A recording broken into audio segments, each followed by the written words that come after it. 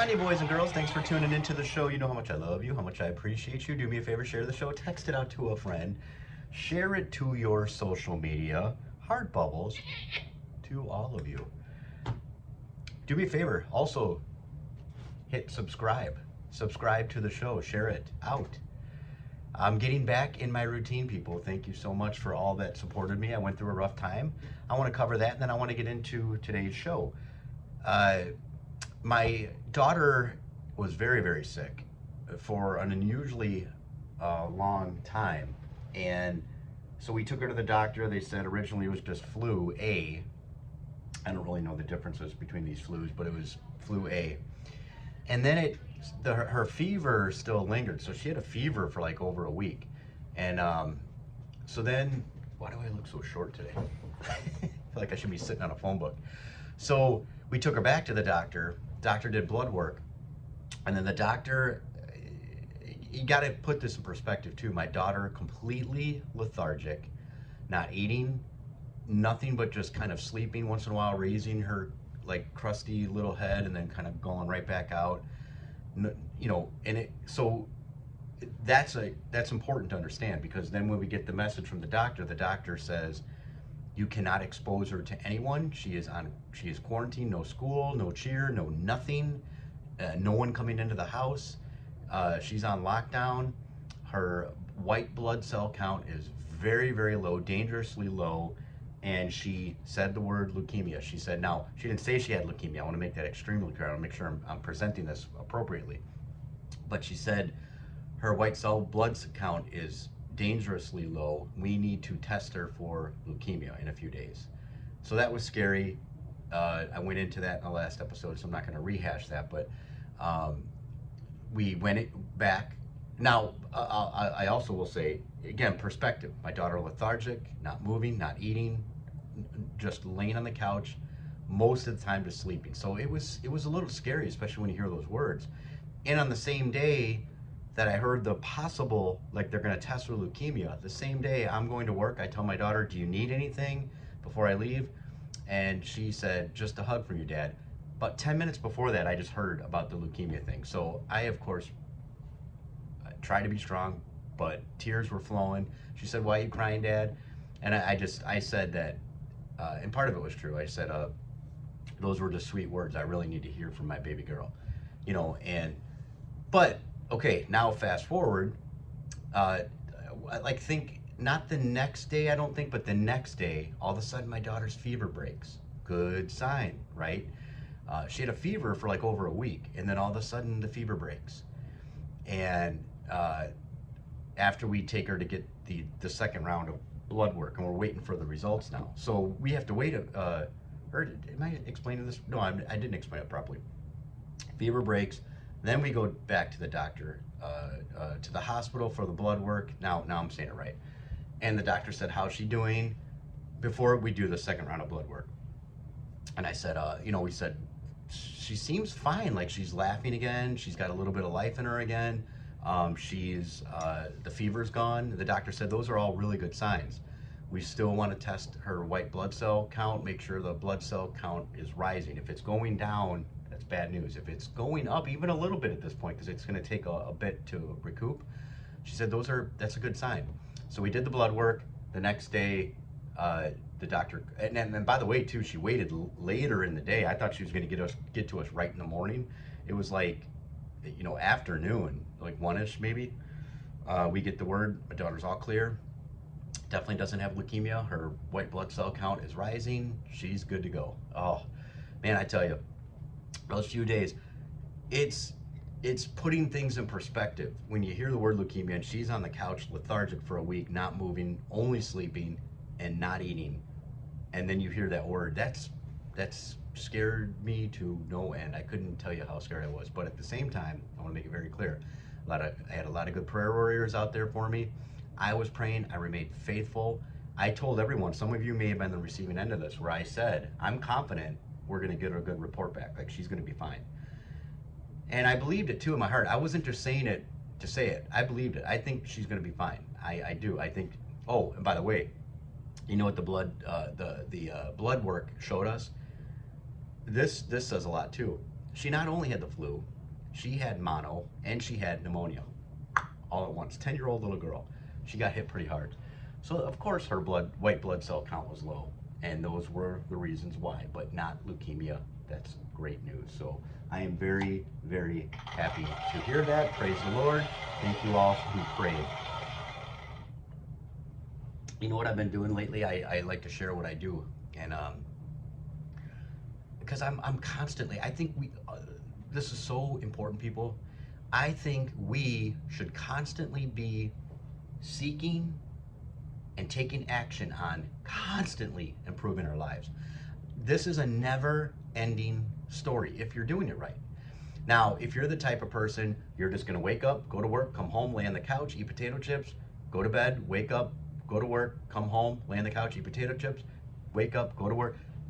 Okay, I guess, I'm not saying no one has to do anything. You can do whatever you want. We live in America.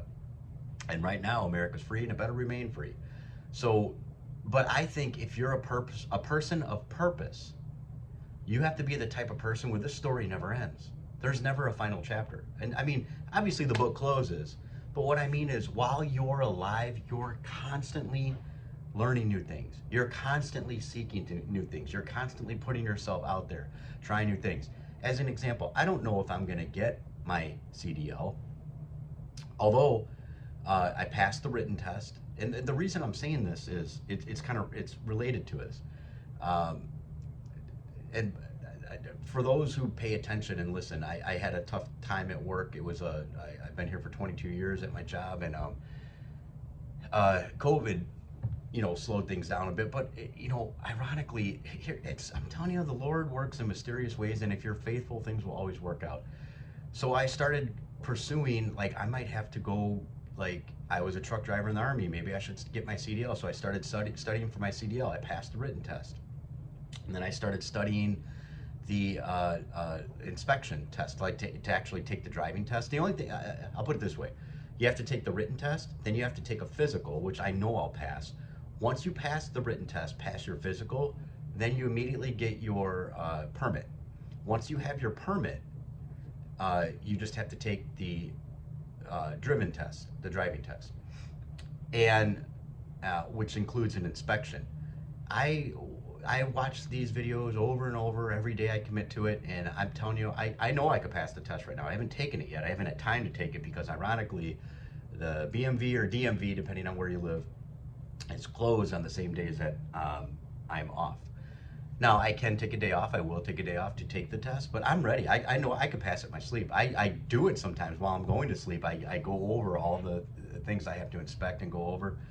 The point being, then I also told you guys I had to get a second job to supplement my income because of the fact that I was used to making this. It went down to here. And ironically, I started throwing myself out there looking for a second job. I went to interviews, I got hired, and then things at my job start picking up again, and I'm starting to make money again on my real job, my main job. I think part of that is because I remained faithful, but also because of the fact that I didn't just sit and whine. I took action on things. And I think if you're so busy taking action, just the mysterious way the world works, things start to work in your favor. I think if you whine and complain, you're going to attract. I know this for a fact. I know this is true. I don't even think. I know this is true. Your thoughts become your reality. So if you're constantly thinking why your life is terrible and you're complaining and you're always just griping and moaning, and you're going to get more of that negative garbage in your life because that's what you're commanding your mind to seek. My life stinks, my life's terrible, my life sucks, my life's this, bad things always happen to me. Your mind's saying, okay, hey, I got you, pal. And it's gonna subconsciously direct you towards that negativity, towards those things. It's proving that you're right. You're telling it, my life sucks. Okay, let's go to work. Let's go to work on that. The reverse is true. My life's awesome. Naming your blessings, all the things you're grateful for on a constant daily basis. If you're constantly seeking your blessings. So what I've been doing every day now, I get to work and I write on a Post-it note, I write one thing I'm grateful for. Now, so I'll write, I am grateful for fill in the blank. And every day, here's the thing, it has to be something different every single day. Now, at first, obviously, the obvious things are very obvious, right? Grateful for my family, grateful for my friends, grateful for my home, grateful for my job, grateful, health and those. But there'll be a time where, unfortunately, and I say unfortunately for a reason, it might be a little difficult to start. Well, I got to think of something I've never named before. Now, for a while, it's going to be easy, but then there is going to get to a point where I got to really think this one through. What am I grateful for? What am I thankful for? But it's also a training tool, again, training your mind to constantly seek. Remember I said you train your brain, right? Say negativity, constantly preaching negativity, you're going to attract negativity. Now, what I'm doing, and I've been doing this kind of thing for years, now I'm doing it on physical paper where I'm writing it out. I am grateful for fill in the blank every single day.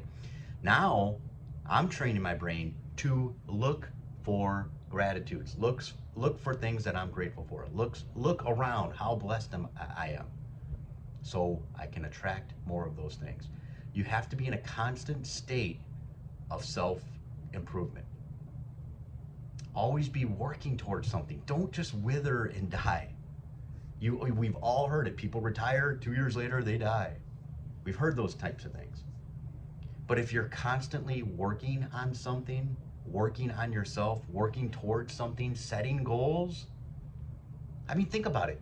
Let's say you're 85 years old and you set a goal, and 2 years from now, I want to, boom, whatever. Your mind, all right, we've got a purpose. We've got a purpose. A purpose. Give yourself a purpose. Keep living, stay young. It's the people that don't have a purpose that wither and die. It's the people that don't have a purpose when they're 60, they look like they're 85. It's the people with purpose that are 85 and they look and feel and act like they're 60 or younger. Dick Van Dyke, he's 93, I believe, still dances to this day, dances every single day. I encourage you highly. I'm so intrigued by this. My ears perk up whenever I hear William Shatner is going to be interviewed on whatever. I'm listening to that. I'm watching that. I'm not even necessarily a huge Star Trek fan. Believe it or not, I am a geek. I do like Star Trek, but I'm not like a Trekkie. I'm not one of those guys. But William Shatner intrigues me. In his 90s, if you didn't know, like if you just listened to an interview with William Shatner and you didn't know, now he's got a unique voice, of course, but if you just did not know that was William Shatner, you would think you were listening to a guy in his 40s or 30s even. You would think a guy in his 90s. Oh, yeah, when I was... He talks with enthusiasm. He talks just like I'm talking right now. The guy has a purpose. He still works to this day. He rides horses every single day. Many people interview him, but how in the world are you so young I think he's 90, I think he's also 93, something like that. And he always says he's never lost his intrigue. He always questions, how does that work? How do you do, it's amazing. And I learn and I pick so much from people like that because I want to be like that. Listen, I want to live to be 120, and I tell myself that every day. I literally have goals that say I'm going to be 120. Am I going to hit 120? Yet to be seen. The point is, if I'm shooting for 120, maybe I make it to 100. But I will say it right now, I don't want to be 100. If I'm decrepit, I can't think for myself. See what I mean? There's a difference. I want to be a young 100, and it does exist. I want to be like a William Shatner in my 90s, cracking jokes. I mean, the guy is there. He's there. Yet we know of someone who's real famous, who's just turned 80, and the guy doesn't know where he's at. I keep this show non-political on YouTube because they'll flag me. But But no, but there is, listen, we know people that, listen, not even, I don't care what your political views are. We know people that are 80 and wheelchair and have to be fed and this and that. And I know there's medical issues sometimes, but we also know people that are in their 90s, like a William Shatner as an example, who, I mean, my goodness, that guy, when you listen to that guy in an interview, I highly encourage you to listen to a William Shatner interview. And I do mean a current one. I don't mean one from like 15, 20 years ago. I mean like one from last week. Tell me if that guy does not defy aging, and then make that a mission, make that a goal, and listen to the words he says. Like, how does William Shatner stay so young? And then listen to what he says about intrigued, staying curious, being fascinated by things. I mean, I think for his, I think his last birthday, 90 something, he went up into space. I mean, think about how great that is, how awesome that is. So be in a constant state of self improvement. Do me a favor, share the show, text it out to a friend, share it to your social media. I also have a show on Rumble. It's all one word. It's the Scott Ford Show, all one word, and it's on Rumble. I would love it if you followed me and subscribed to me there as well. All right. Thank you so much, guys. I love you. I appreciate you. Enjoy your life. Daddy, Daddy, you're so awesome. Daddy, Daddy, you're so cool. Yeah! I love you, Daddy.